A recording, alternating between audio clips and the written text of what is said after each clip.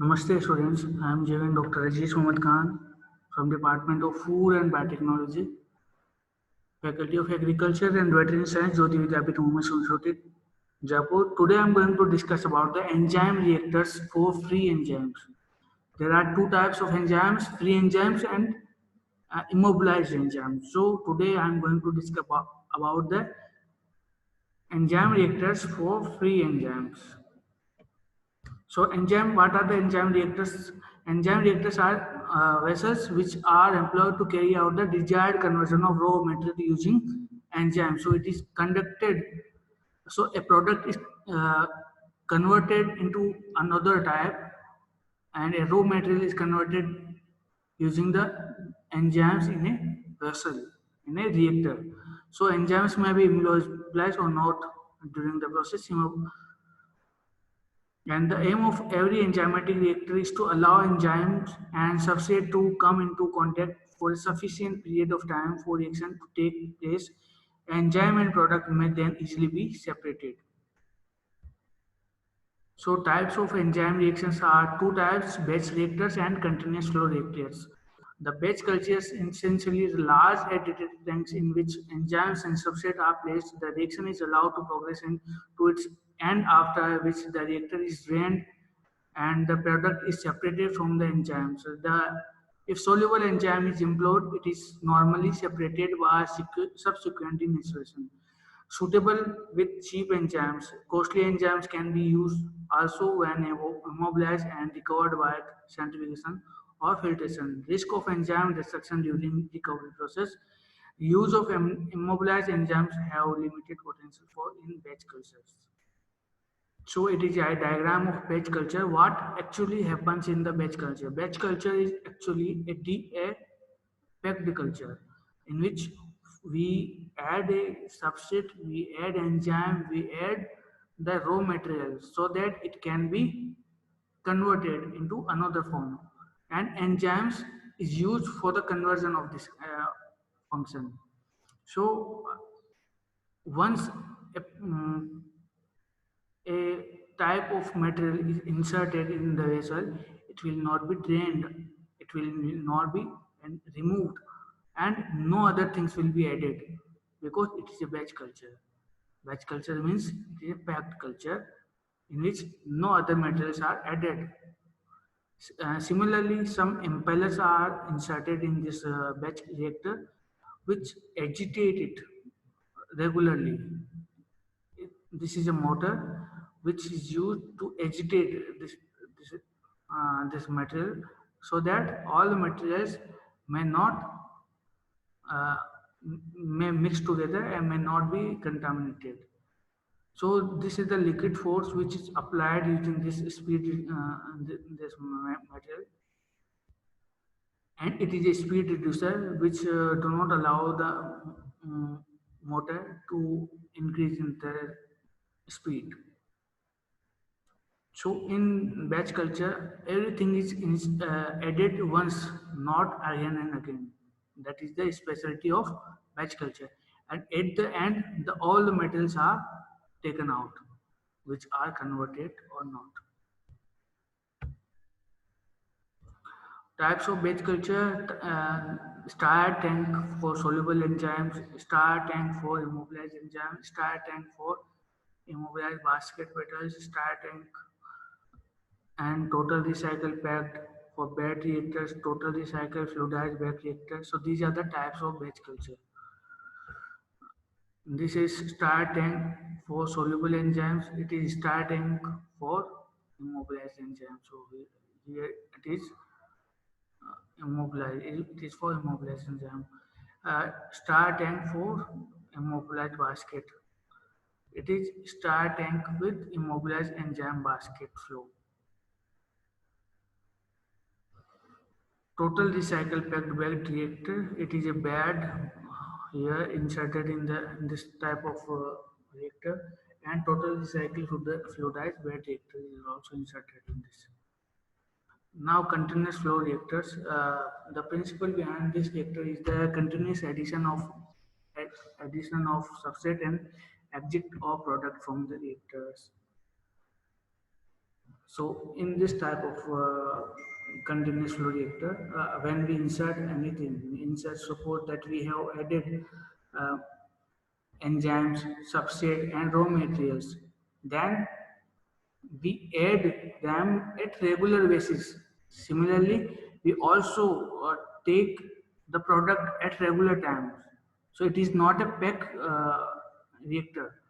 At the regular time, we insert our raw materials and substrate and enzymes, and at regular time, we also take out the product which is created in the process.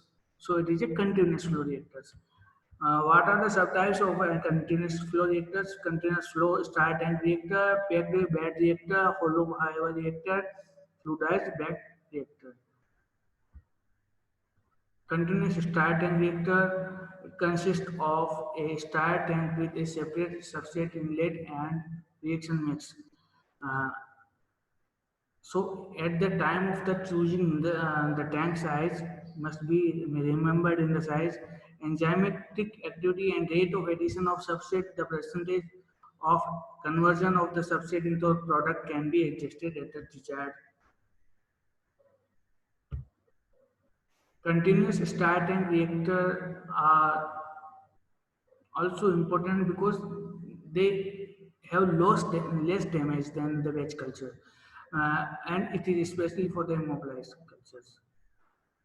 The immobilized enzymes may be kept inside the reactor by filtration of the stream of the product, incorporation of a subsequent settling stage.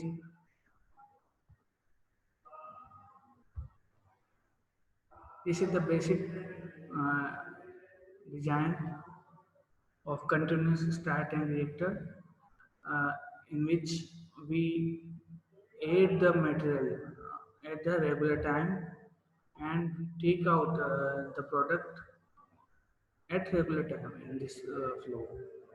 So it is a very important, and a coolant is also added so that the reaction may not get heated. These are the alternate of continuous starting reactors. The starting reactor with filtration recovery. So these are the different varieties of the reactors of continuous starting reactors. Packed bed reactor is also there.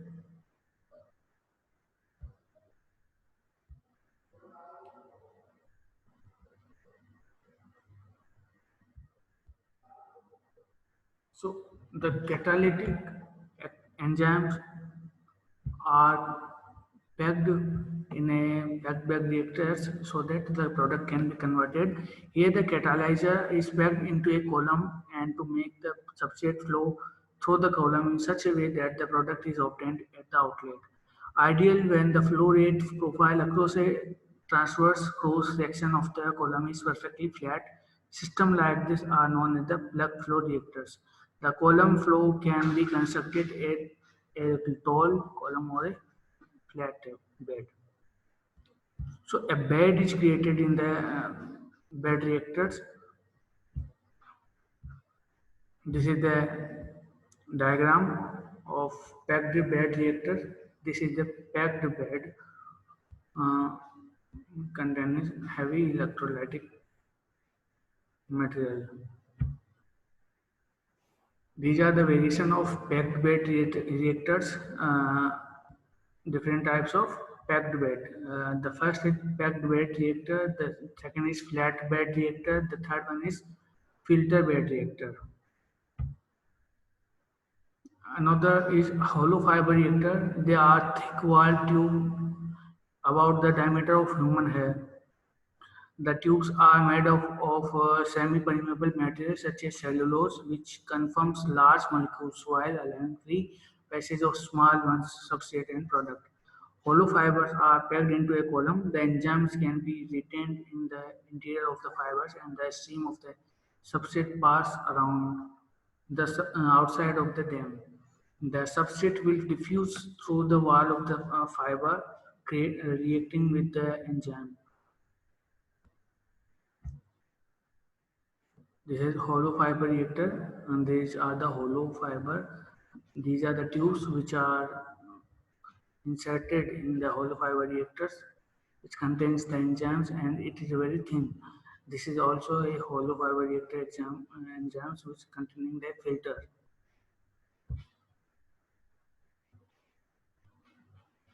It is a original diagram of this fluidized reactor. So advantage, easy. They are easy to set up. They are small in size. They have low cost. Small product concentration can be used, and they have reduced capital cost. And they are widely used in the hybridoma technology for the production of the monoclonal antibodies. Now, fluidized bed reactors, they are a hybrid of continuous flow starting reactor and packed bed reactors. And the immobilized enzymes is loosely packed into a column, and the stream of the substrate passes from the lower to upper part of the column at a fixed rate, which is sufficiently high to lift and mix the particles of the mobilized enzyme within the column. Because the particles of immobilized enzymes are denser than the reaction medium, they remain in the lower part of the mid column unless the flow rate is so high that the particles of enzyme can be transported to its upper part. This is the diagram of fluidized bed reactor in which particles are inserted, and these are the solid particles which are adhered together, and they are then packed out, taken outside. This is a distributor which will distribute it regularly using a motor. What are the applications of enzyme reactors? They are using the bioconversion of complex substances using immobilized enzyme protein analysis. They are using the HPLC. They are using the industrial application of synthesis of modification of antibiotics, steroids, hormones, vitamins, and amino acids, organic acids, radioactive compounds. Analytical and medical applications are also conducted using the enzyme reactors. So they are very important. So our lecture is over here. In the upcoming video, we will discuss on another topic. Thank you very much.